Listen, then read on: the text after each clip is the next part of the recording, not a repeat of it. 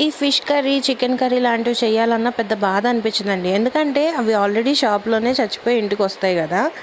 కానీ egg curry గానీ, egg fry గానీ చేయాలంటే మాత్రం ఎంత బాధగా అనిపిస్తదో నాకు. నాకు పెళ్ళైన కొత్తల్లో ఎగ్ ఫ్రై చేయాలంటే అదో పెద్ద టాస్క్ కింద ఉండేది.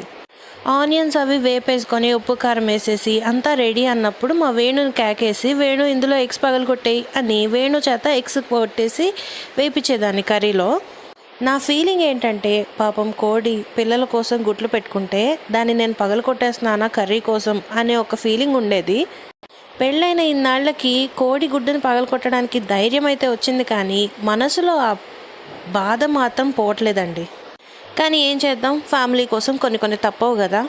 అలా నాన్ వెజ్ కర్రీస్ వండడానికి కూడా పెద్ద బాధ లేదు, కానీ ఈ ఎగ్ కర్రీ, ఎగ్ ఫ్రై చేయాలంటే మాత్రం మనసుకు చాలా బాధ అనిపిస్తుంది.